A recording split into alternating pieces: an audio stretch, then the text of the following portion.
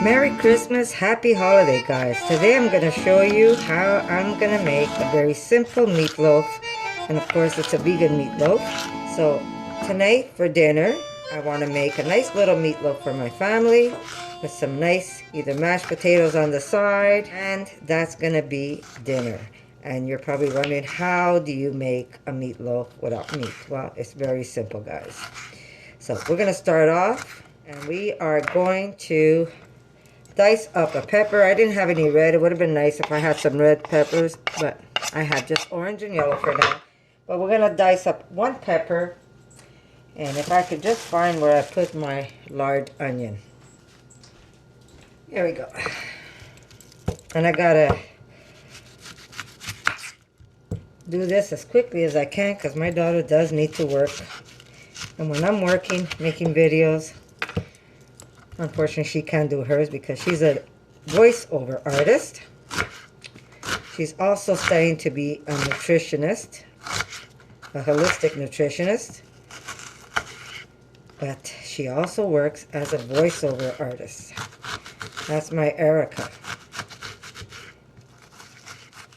So here we go, guys. We're going to just chop up this onion. And we're going to fry this up with some spices. I want to kind of make it almost like an Italian flavor, but I want to have some smokiness to it. As you can tell, I love my food smoky.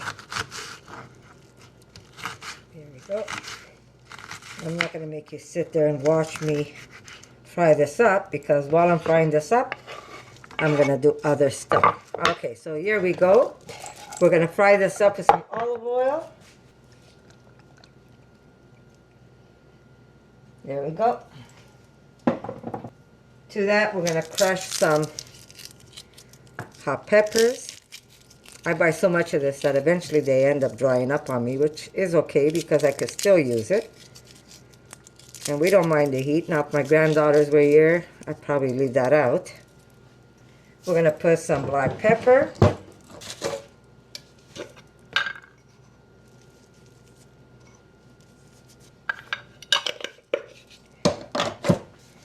And of course, we're going to put some salt. We're probably going to need a lot more when we're mixing our loaf. And we're going to put this to cook. And while I'm doing this, we're going to prepare some other stuff. Okay, I'm just going to put this aside. And to that, we're going to put 1 can of chickpeas. There we go. And we're going to put a nice handful of parsley. Maybe I'll break it up a little more.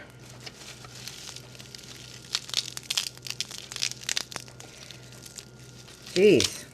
Okay, a little more. Maybe a little more. Really, this is up to you. I'm leaving out the stems because I'm going to throw the stems in with the stuff I'm frying up. I'm just putting the more tender part in here. This, I'm going to just chop it up. There we go. I'm just going to chop this up, and I'm going to throw it also in the pan with the peppers and the onions, because it's nice to get that nice little burst of flavor when you bite into some of these bud ends of the parsley. I waste nothing. I throw nothing away. Trust me. Someone could call me cheap, but I call myself a little frugal. And I'm not a cheap person, trust me. But I do hate to throw away food. For me, it's a sin. Okay, ready? So we're just going to put this through the food processor. And I want to also chop up, you know what? Let me chop up some sun-dried tomatoes. Now, I have lots because what I do, if you're in Montreal, I go down to a place called Bushwick, and I get bags of sun-dried tomatoes for really, really cheap. If you buy sun-dried tomatoes, you really pay a lot of money sometimes for a small amount in a little package.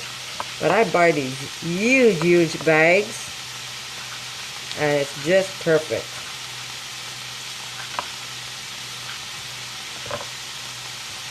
Now, if you don't want to put sun-dried tomatoes, don't, just leave it out. I just want to put a bit here and there.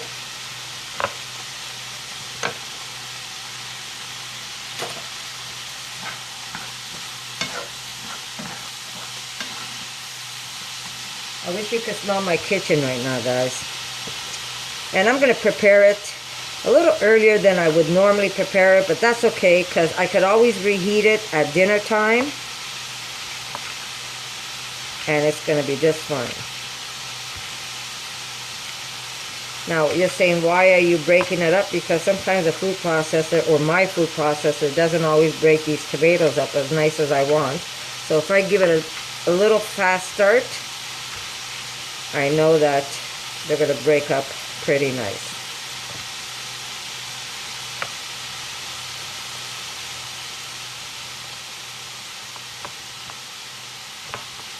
Now we're going to make this more Italian, but with a nice country smoky taste to it. So I will be adding some liquid smoke or some smoky salt.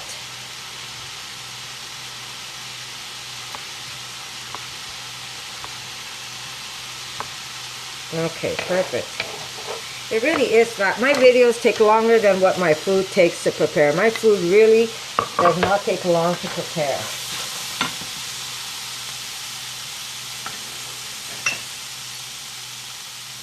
Okay, we're going to put just a drizzle of good olive oil. Now you're probably wondering what kind of olive oil I'm using. There's no name because I just fill up these bottles. But I'll tell you which one I'm using. There we go. This is the brand I'm using. It is simply delicious. Very, very good olive oil.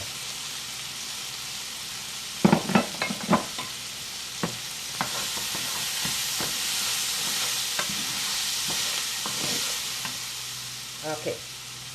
I just want to show you. I'm going to put just a little bit of maple to this.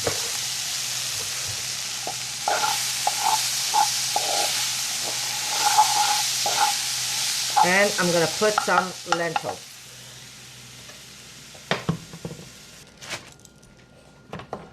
Okay, here we go. We're just going to put some lentils. And I'm using red lentil. There you go.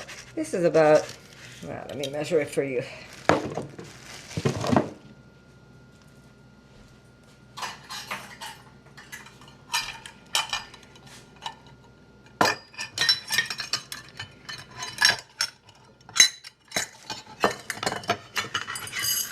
About half a cup. There you go. About half a cup of red lentil.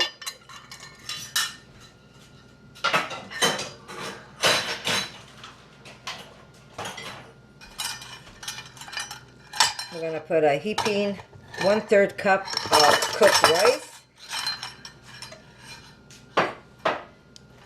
And I'm using that because I have it already made. Otherwise, you can leave it out if you don't want to put it in.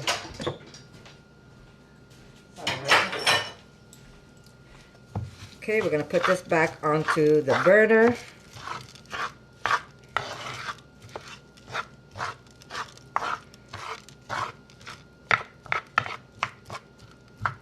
And back onto the burner. That's going to be good. Okay.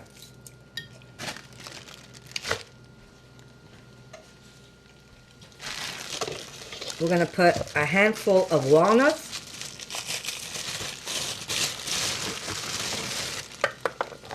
There we go.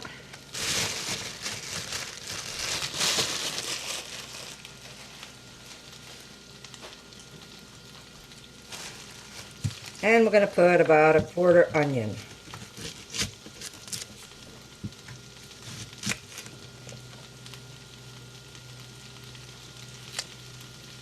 There we go. And we're just going to pulse this up. And we'll be right back. Where is my cover? There we go. You don't want this you don't want this into a mush. You kind of want it crushed. But if you see little bits and pieces that are a little big, that is perfect. But if you see a big stem like this, yank it out. You don't want that in there. But this is perfect. So I'm just going to put this in a bowl.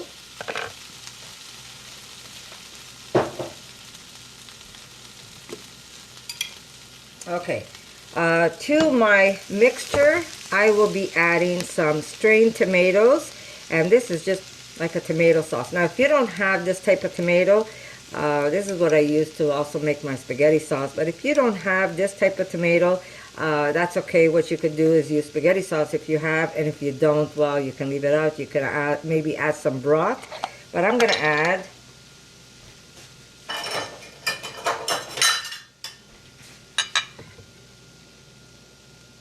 there we go, a good half cup to this. My favorite liquid smoke, my mesquite.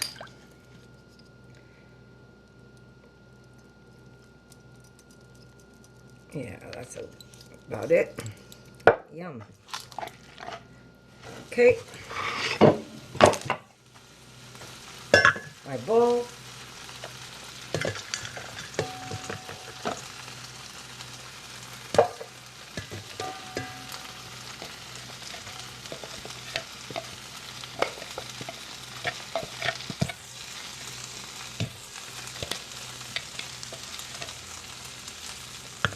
Again, you want to put some olive oil.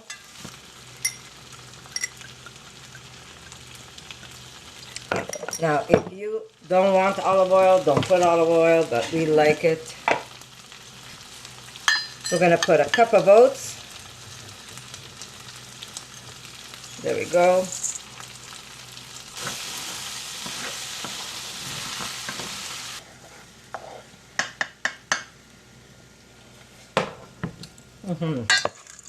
And mix this all up.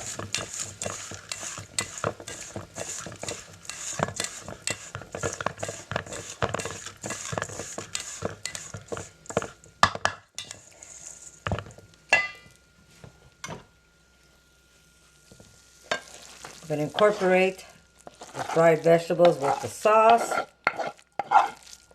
Got the lentil, the heat.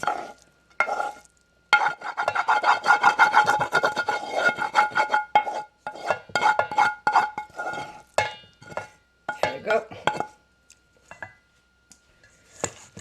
And we're going to mix this all up. Very simple. So how are you guys doing with the holidays? Are you ready? Have you been buying? Are your gifts all bought? I'm still wrapping gifts. Last minute. I'm always doing the last minute. But I'm almost there. I have to get ready for doing all the cooking. Nothing different than last year. Same thing as last year. If anybody wants to know what I cooked last year, basically I made lots of fried stuff, like the fried apple fritters, and I made shrimp, fried shrimp, of course vegan shrimp, guys. I wouldn't put anything but cauliflower, fried cauliflower, also in a nice tempura batter. And then of course I do my chickpea soup and some pasta and some fennel salad. So yeah, that's what I'm going to be cooking for the eve.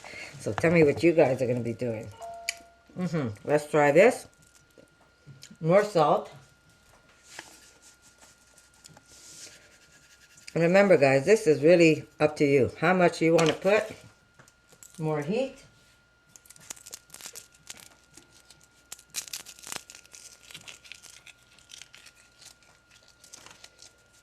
We're going to put some panko. Okay, we've got half a cup to start. Probably a little more. Maybe about 3/4 cup. I'm going to start off with that and see what else we're going to mix of this. Remember, it's all about the feel. We're going to put some flax seeds. I'd say about 2 tablespoons of flax seeds, and they're grounded. Oh, I forgot my maple. Let's just mix this first. And this is going to be a pretty big meatloaf, but you know what? It's always great to have extra for lunches.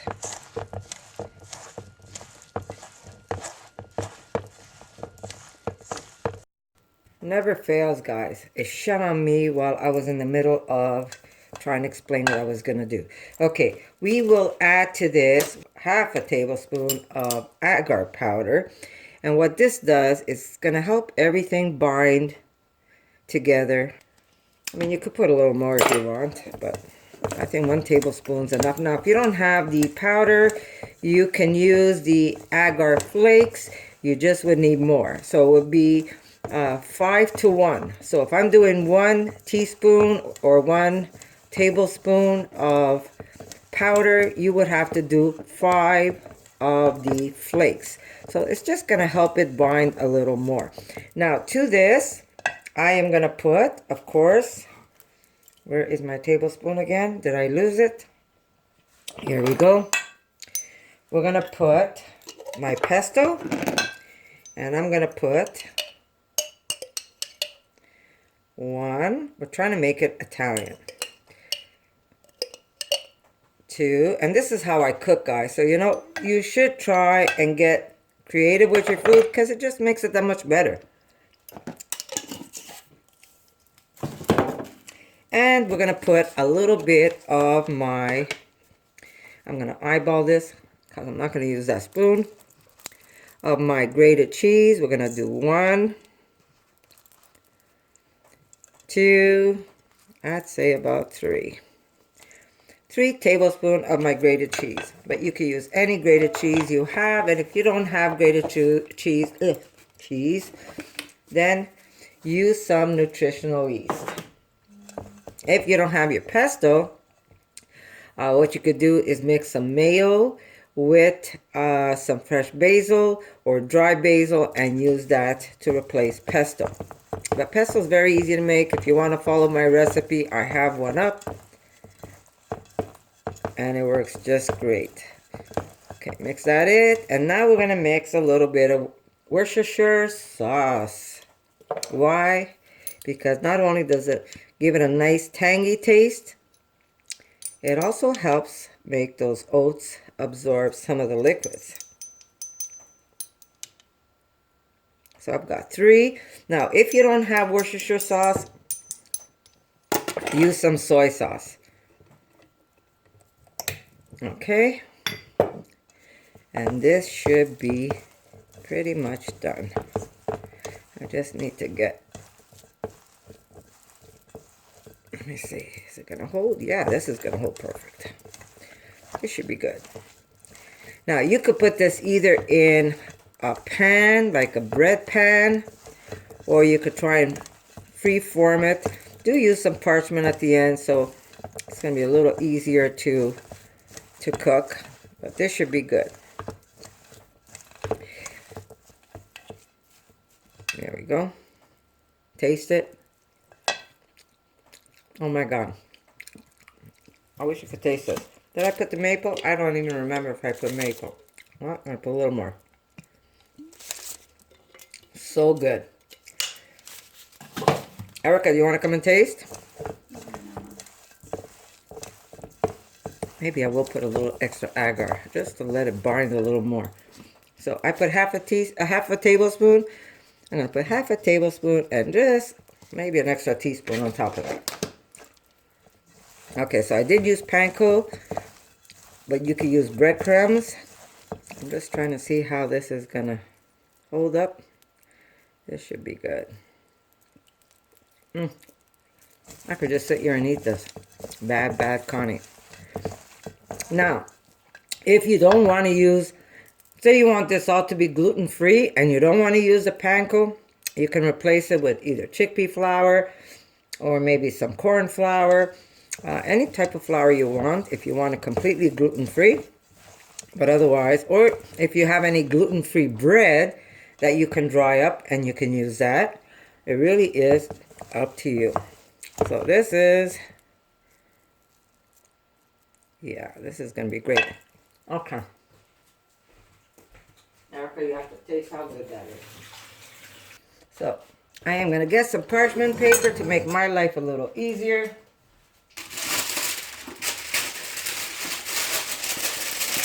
Jeez. Talk about just making it. Someone's got to get more parchment paper.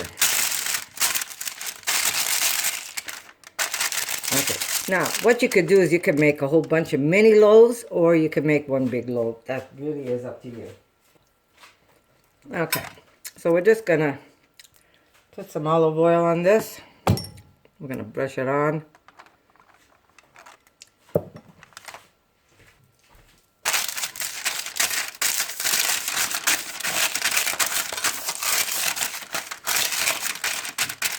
Okay. Push this to the side. This is here.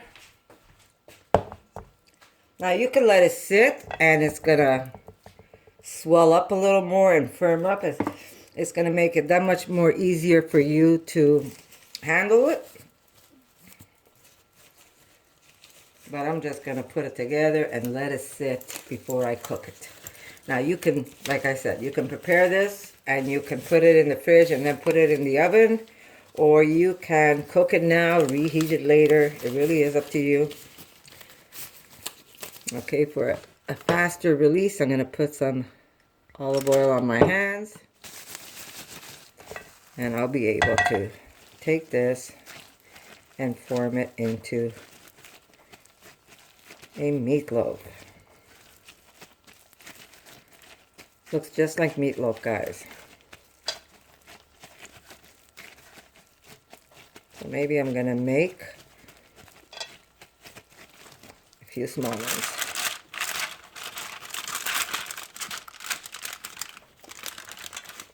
Perfect. Very easy. Wasn't that easy? Now, I know my recipes are a little backwards because I just throw my things together, but I will put the amounts that I did use for you on the side, and then it's just easier for you to put your meatloaf together. But it really isn't hard to make, and if you look at this, you would never know that this isn't meatloaf.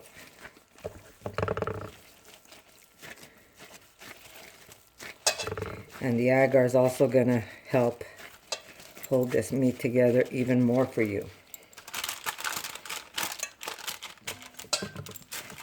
And there you go. Remember, guys, if you want this to be completely gluten-free, leave out the breadcrumbs and use chickpea flour, or you can use corn flour.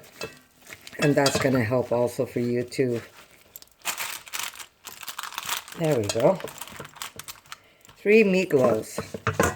I'll just pop this in my mouth. Alright? Because.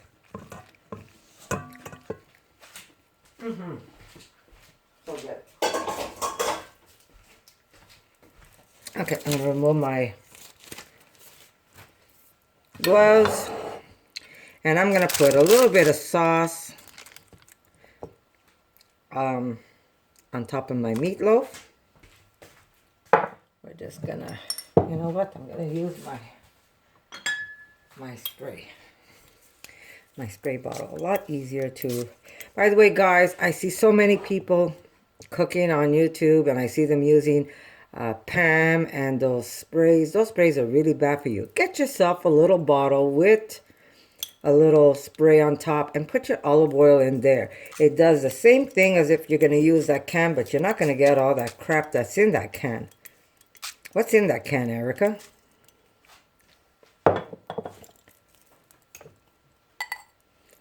And there we go. We're going to just put some sauce on top. And that's what I forgot. I forgot to put my garlic, guys. Did you notice that? Oh, well. It will be garlicless. Mind you, my pesto has garlic in it. But yes, do add about 3 cloves of garlic. Let me just kind of separate it.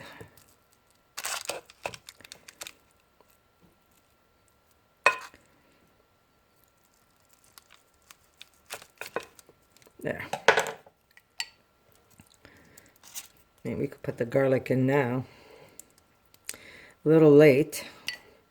Connie had a brain fart. So this is it. It's probably my last one until Christmas. We'll see if I can maybe pull another video out for you guys. But I do want to wish you all a Merry Christmas, and to all my Jewish friends, I want to wish you a happy holiday, and I want to say thank you all for always coming by and see what I'm up to in my kitchen. So there you go, $3.50 for about an hour and a half, play it by ear. You'll know when it's ready. And that's it, guys. Very simple, very easy. So I hope you like this video, and I'll see you in my next one. For more videos like this, make sure to subscribe to Connie's RAWsome Kitchen. Give it a thumbs up and share it with your friends.